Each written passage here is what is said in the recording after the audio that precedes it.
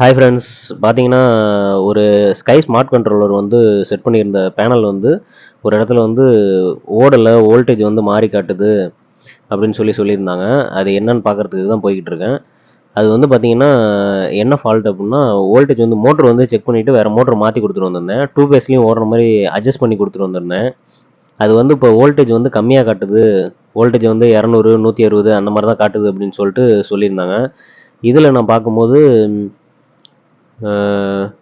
இதில மீட்டரில் பார்க்க சொல்லியிருந்தேன், இபி மீட்டரில். அதில் வந்து கரெக்டாக எல்லாத்தையுமே 240 அந்த மாதிரி வருது அப்படின்னு சொல்லியிருந்தாங்க. அப்போ வோல்டேஜ் வந்து கரெக்டாக தான் வருது.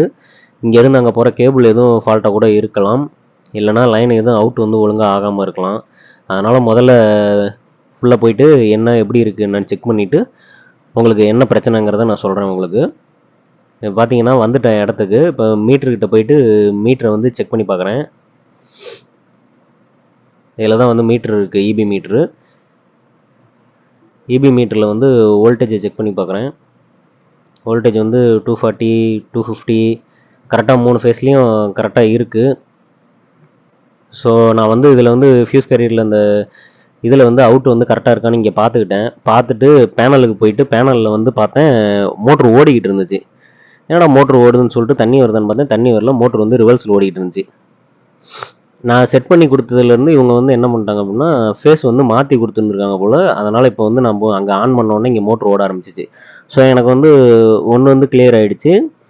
மோட்ரு வந்து இப்போ நல்லா தான் இருக்குது, பேனல் நல்லா தான் இருக்குது. அதனால் இப்போ அதில் எந்த பிரச்சனையும் இல்லை.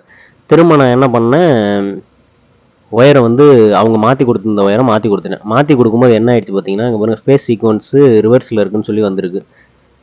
எல்லாத்துலேயும் வந்து வோல்டேஜ் வந்து கம்மியாக காட்டுது. இப்போ வந்து எனக்கு ஒரு விஷயம் புரிஞ்சிடுச்சு. என்ன அப்படின்னா, ஃபஸ்ட்டு 2 லைனை வந்து மாற்றி கொடுக்கணும்.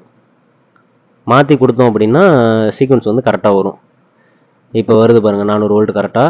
இப்போ வந்து நான் ஃபஸ்ட்டு இருக்கிற 2 ஒயரை வந்து மாற்றி கொடுத்தேன். இந்த மாதிரி சீக்வன்ஸ் வந்துச்சு அப்படின்னா வராத லைனை மாற்றக்கூடாது. லாஸ்ட்டில் இருக்கிற ஒயரை வர மற்ற 2 லைனையும் வந்து இடம் மாற்றி கொடுக்கணும். 6 ஒய் இருக்குது அப்படின்னா 6 ஒய்யை வந்து ஒய் 6 மாற்றணும்.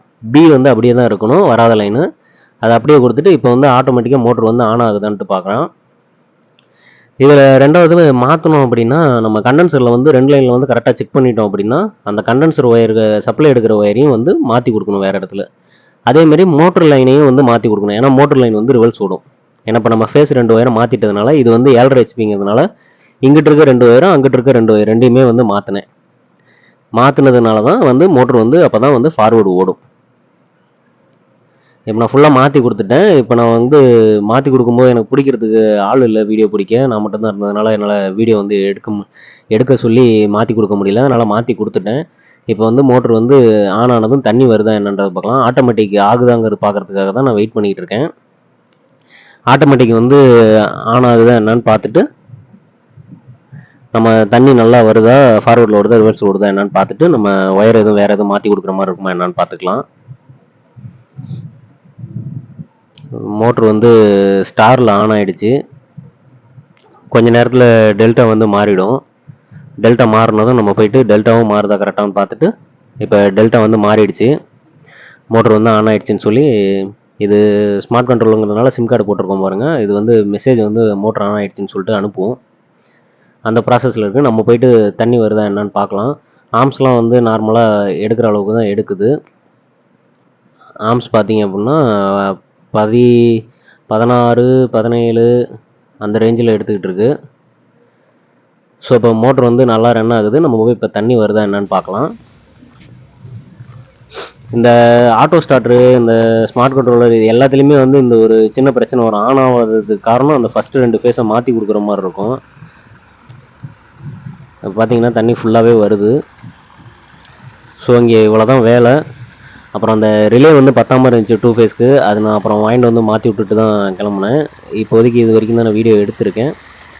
எடுத்த வரைக்கும் வீடியோ போட்டிருக்கேன். சரி, ஓகே ஃப்ரெண்ட்ஸ், உங்களுக்கு ஏதாவது இந்த மாதிரி ஆட்டோமேட்டிக் ஸ்டார்டர் எதுலையாவது பிரச்சனை அப்படின்னா சொல்லுங்கள். என்னால் முடிஞ்ச வீடியோ எடுத்து போடுறேன். அப்படி இல்லைனா உங்களுக்கு கமெண்ட்டில் கூட சொல்ல ட்ரை பண்ணுறேன். Okay, bye friends.